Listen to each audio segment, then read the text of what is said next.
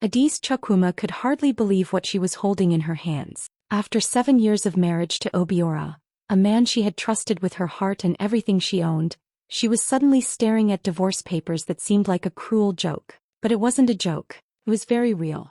Obiora was demanding that she hand over her $3.5 million penthouse in Lekki. Immediately, he called it fair, but Adis felt a cold chill run down her spine. How could the man she had loved, supported, and sacrificed so much for, suddenly turn into someone so ruthless? She remembered all the years she had invested in their life together, working late nights to support his business, managing the household, raising their young son Afani, and even putting her own dreams on hold. And now, in a single bold move, he wanted to take away the home she had worked her entire adult life to own. Shock, anger, and disbelief churned inside her.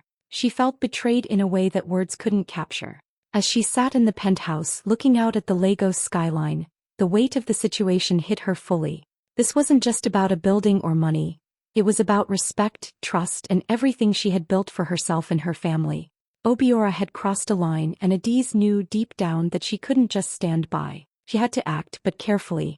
She realized this was a test of not only her courage but also her intelligence. And for the first time, a quiet fire of determination began to grow inside her, ready to take on the man who thought he could control everything. Adis sank into the soft leather couch of her penthouse, staring out at the glittering Lagos skyline, but the view did nothing to calm her racing heart. Instead, memories of the life she had shared with Obiora hit her like a punch. 7 years. 7 years of laughter, dreams, sacrifices, and love, or at least the version of love she thought she had. She remembered the nights she had stayed late at the office, turning down promotions and opportunities, just so she could be there to help him with his business plans. She remembered the endless hours she had spent on spreadsheets, calls, and meetings, all while making sure their home ran smoothly and Afani, their young son, never lacked anything. Every sacrifice had been made willingly, with the hope that they were building a future together. And yet here he was, coldly asking her to give up everything she had built, the home she had dreamed of, the sanctuary she had worked for tirelessly. It wasn't just a penthouse. It was a symbol of her hard work, independence, and the life she had fought to create for herself and Afani. The betrayal cut deep. She felt the sting of anger burning in her chest, mixed with a heavy, aching heartbreak. How could the man she had trusted so completely, the father of her child, turn so cruel and selfish? But as the initial shock faded, something else began to rise within her. A quiet, steady resolve. She realized that giving in to despair wouldn't help her. Not now, not ever. She wasn't going to let Obiora erase her years of effort, her sacrifices, or the life she had built for her son. The pain sharpened her focus. Every detail of their marriage, every financial move, every conversation now mattered. She started thinking strategically, mentally mapping out her next steps. Obiora might have thought he could take everything from her with a few legal papers, but he had underestimated her. And for the first time since receiving the divorce demand, Adis felt a flicker of power, a certainty that she could fight back, not with anger or shouting but with patience, intelligence, and the quiet strength that had carried her through every challenge in life. That penthouse, the city lights, even the heartbreak, it all became a reminder. She wasn't just a victim.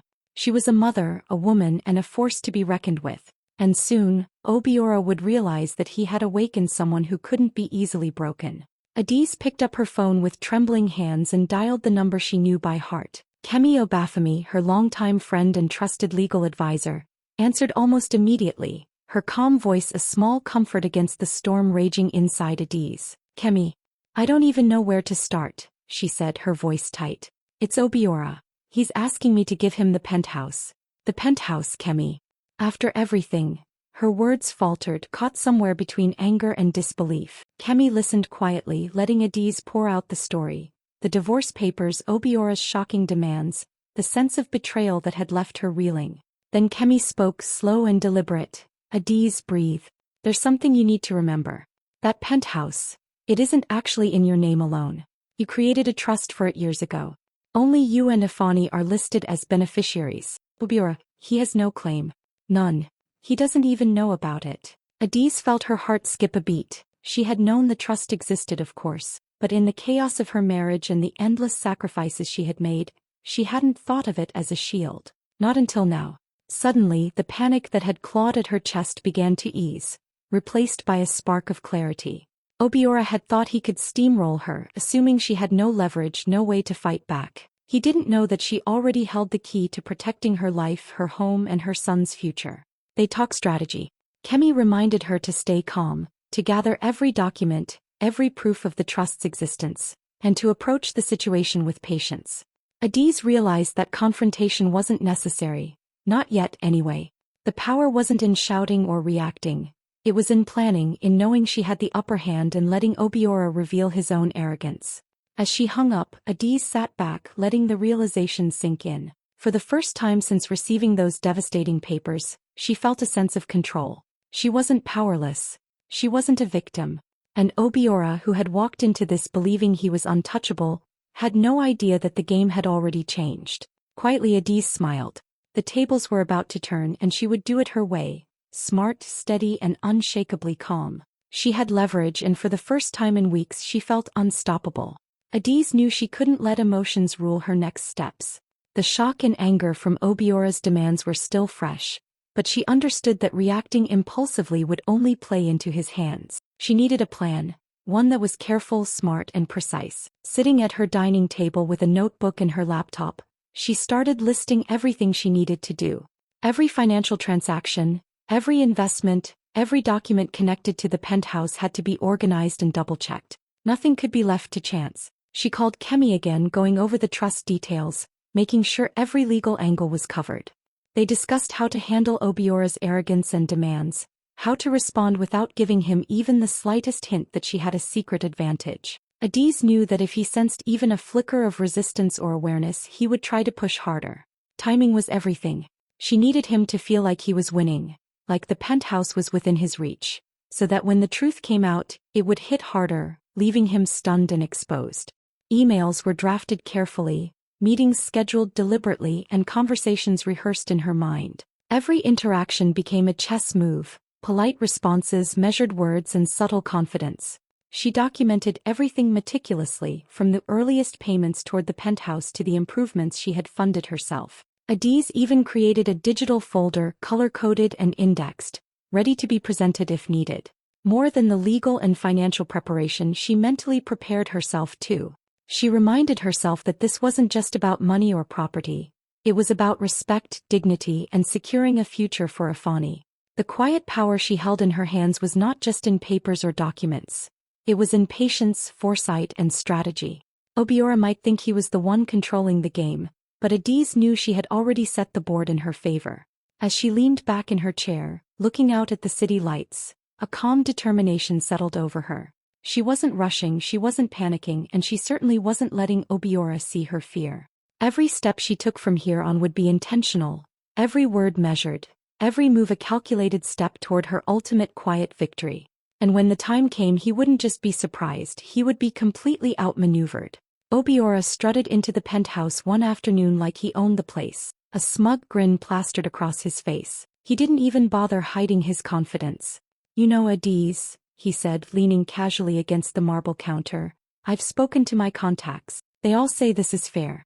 You don't really have a choice here." His tone was dripping with self-assurance, the kind of arrogance that made Adiz's blood boil, yet she remained calm. She knew this was exactly the kind of overconfidence that could work in her favor.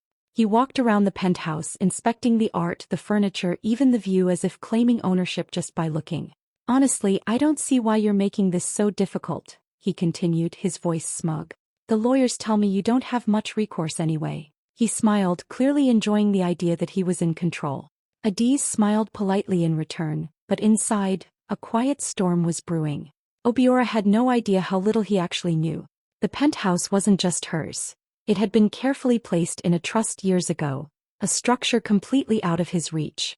Every boast, every insinuation of power he made, only reminded Adiz how thoroughly he had underestimated her. She listened, nodding, asking calm, neutral questions, all while mentally noting his arrogance and missteps. He believed he had the upper hand, but in reality he was walking blind into a trap he didn't even know existed.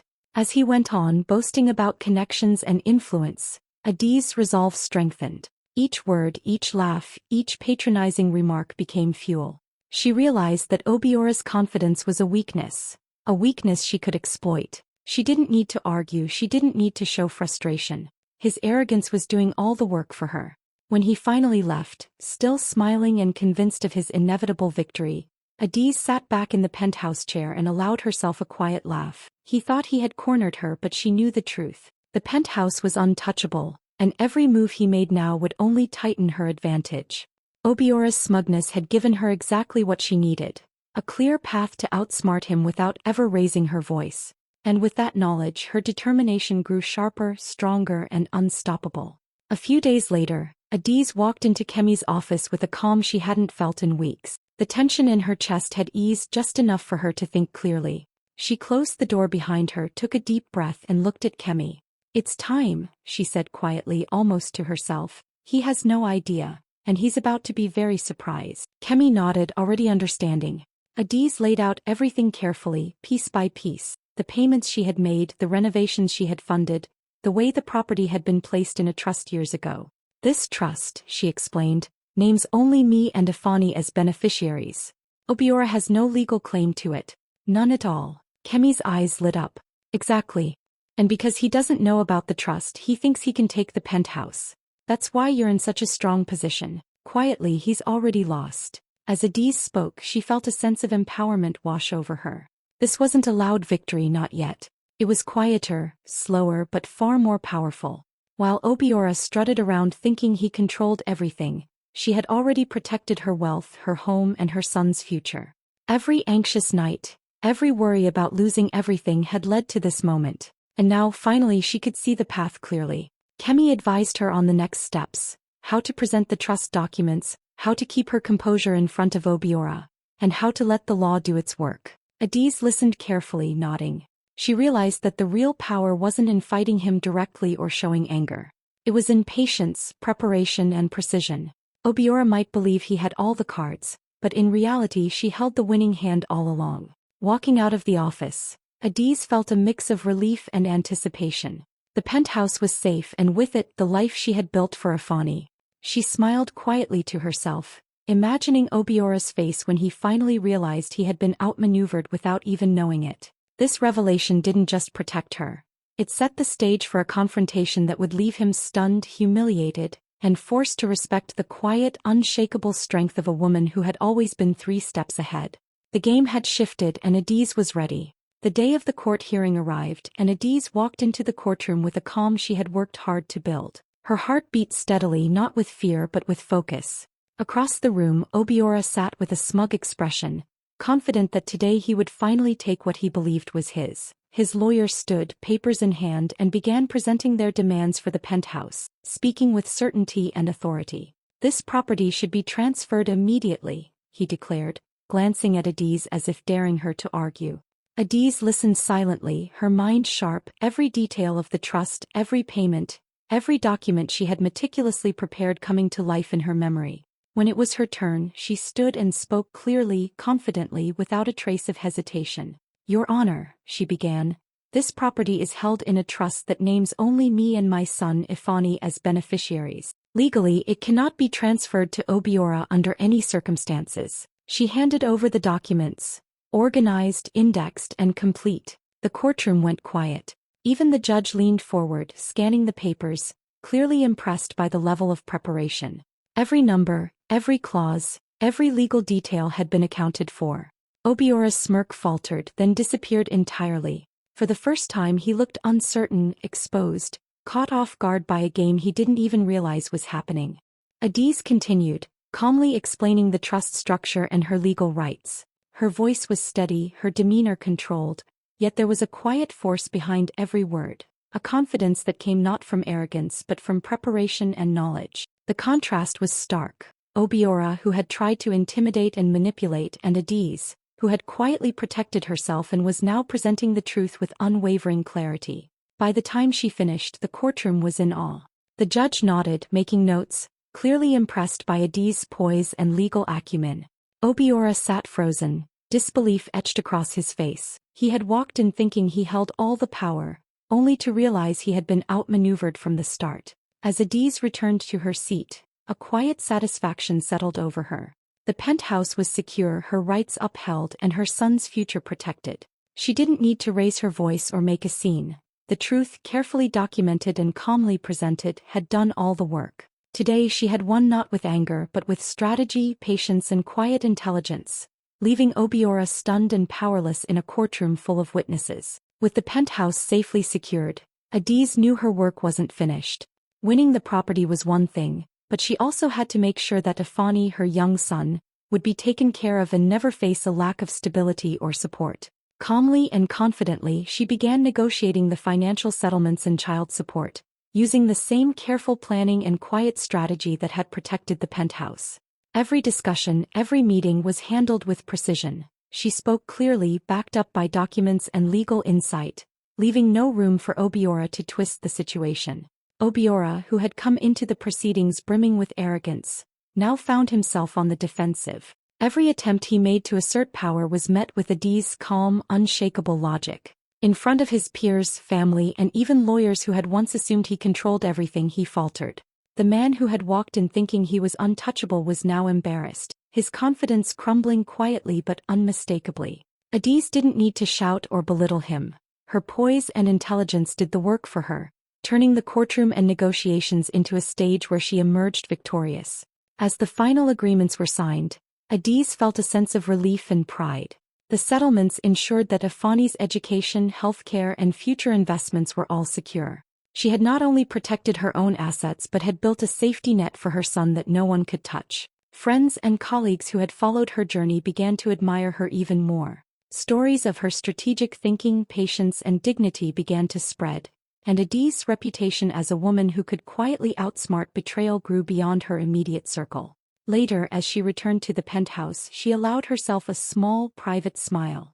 This wasn't just about winning property or money. It was about reclaiming respect, dignity, and control of her own life. She had taken a situation that could have broken her and transformed it into a victory that ensured her son's security and showcased her intelligence. Obiora's arrogance had given her the perfect stage to turn the tables, and Adiz had done so flawlessly. In the end, she wasn't just a woman who survived betrayal. She was a woman who had outsmarted it with quiet strength, patience, and strategy. With the dust finally settling after the court battles, Adiz began to reclaim her life in a way that was both quiet and powerful. The penthouse, once a place of tension and betrayal, was now hers completely, her sanctuary. She transformed it into a space that reflected who she had become, calm, focused, and unstoppable. One corner became her home office, where she laid the foundations for a boutique consultancy, offering financial and business advice to clients who valued her intelligence and insight.